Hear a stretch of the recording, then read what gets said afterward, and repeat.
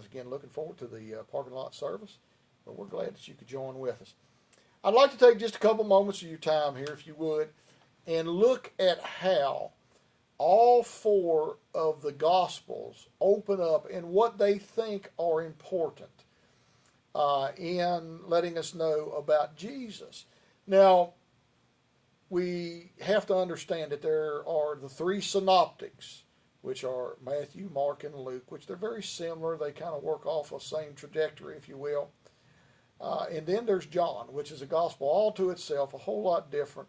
Still gospel and still very truthful, but a lot of things happening, dealing more with the divinity of Christ more than his life and other things.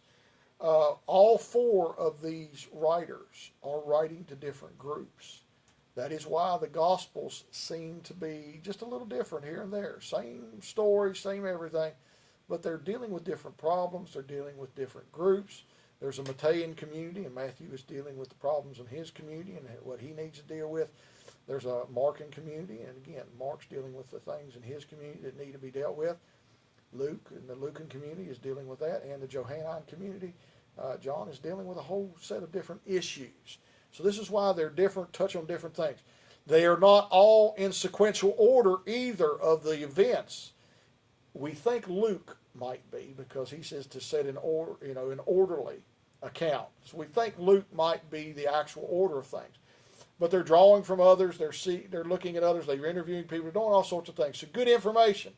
But they all start in very differing ways according to what's very important to them. Now, it appears that Mark was probably the first book out on the market, probably 15 to 45 years after Jesus. And we see Mark start off this way. The beginning of the gospel of Jesus Christ, the Son of God.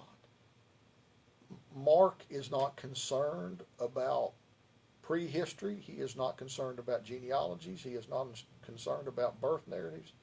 He is only concerned about the gospel. That's it. The gospel, the good news, the evangelion. That is his focus. Here's the gospel. Here's the good news of Christ.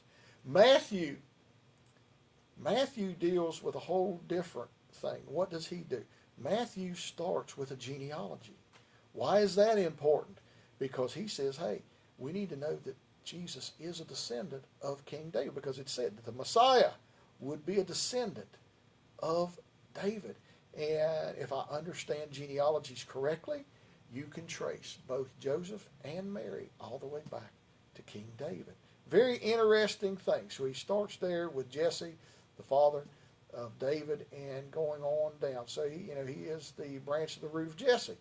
So again, of the lineage of King David. So that is what Matthew believes is very important for us to know, that we understand, hey, he is from David. Mark, the gospel. Luke, what does Luke do? We do it every year at Christmas time. The nativity scene. He says, look, we need to understand that Jesus is a human being. He is Emmanuel, God with us. And he goes through the entire birth narrative of Jesus, letting us know, yes, he's all God and he's all man. He's God's perfect man, man's perfect God, all wrapped up into one. But starts the birth narrative so that we can understand that Jesus is a human being just like us. And then John is a whole different ball game. He begins this way. In the beginning was the Word, and the Word was with God, and the Word was God. He was in the beginning with God. All things were made through him, and without him was not anything made that was made. In him was life, and the life was the light of men. The light shines in darkness, and the darkness has not overcome it. It's called Logos theology. Logos is the Greek word for word. When we say that I am a ordained minister of word and sacrament, big W, that means Jesus. Jesus, that's what the word is. Capital W means Jesus. Now, if it's just a small case W, then it's talking about perhaps the Bible or a word that somebody speaks. But Jesus is the word. In the beginning was the Word. What does John do? He takes us all the way back before Genesis. And he says that Jesus is the Word of that Genesis story.